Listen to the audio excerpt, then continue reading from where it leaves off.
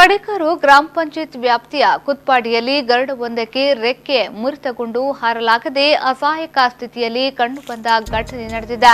ಮಾಹಿತಿ ತಿಳಿದ ಸಮಾಜ ಸೇವಕರಾದ ನಿತ್ಯಾನಂದ ಬಳಕಾಡು, ತಾರನಾಥ್ ಮಿಶ್ರ ಶಿರೂರು ಅವರು ಗರುಡವನ್ನ ರಕ್ಷಿಸಿ ಉದ್ಯಾವರ ಪಶು ದವಾಖಾನೆಗೆ ಸಾಗಿಸಿ ಡಾಕ್ಟರ್ ಸಂದೀಪ್ ಶೆಟ್ಟಿ ಅವರಿಂದ ಚಿಕಿತ್ಸೆಯನ್ನ ನಡೆಸಿದ್ದಾರೆ. ಬಳಿಕ ಸಮಾಜ ಸೇವಕರು ಗರುಡವನ್ನ ಆದಿಉಡುಪಿಯಲ್ಲಿರುವ ಅರಣ್ಯ ಇಲಾಖೆಯ ವಶಕ್ಕೆ ನೀಡಿದ್ದಾರೆ. ಕಡೇಕಾರು ಗ್ರಾಮ ಪಂಚಾಯಿತಿಯ ಕುತ್ಪಾಡಿ ಗ್ರಾಮದಲ್ಲಿ ಒಂದು ಮನೆಯ ಬಳಿ ಗರುಡ ಒಂದು ರೆಕ್ಕೆಯ ಒಂದು ಸಂಪರ್ಕ ಒಂದು ಕಟ್ಟಾಗಿ ರಸ್ತೆಯ ಬದಿಯಲ್ಲಿ ಬಿದ್ದಿತ್ತು.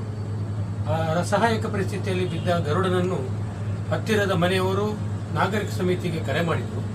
ಆ ಕರೆಯ ಮುಖಾಂತರ ನಾನು ಮತ್ತು ತಾರನಾಥ್ ಮೇಸ್ತರು ಆ ಪ್ರದೇಶಕ್ಕೆ ಹೋಗಿ ಆ ಗರುಡವನ್ನು ಹಿಡಿದು ನೋಡುವಾಗ ರೆಕ್ಕೆಯು ಕಟ್ಟಾಗಿತ್ತು. ಆ ರೆಕ್ಕೆ ಕಟ್ಟಾದಂತಹ ಗರುಡನನ್ನು ನಾವು ಉದ್ಯಾವರ ಗ್ರಾಮ ಪಂಚಾಯತ್ ಸೇರಿದಂತಹ ನಮ್ಮ ಪಶುವೈದ್ಯರಾದ ಯಾರು ನಮ್ಮ ಸಂದೀಪ್ ಶೆಟ್ಟಿಯವರ ಮಾರ್ಗದರ್ಶನದಲ್ಲಿ ಅದಕ್ಕೆ ಚಿಕಿತ್ಸೆ ಮಾಡಿಕೊಂಡು ನಾವು ಅದನ್ನು ಆದಿಉಡುಪಿಯಲ್ಲಿರುವ ಅರಣ್ಯ ಇಲಾಖೆಗೆ ನಾವು ಒಪ್ಪಿಸಿದ್ದೇವೆ.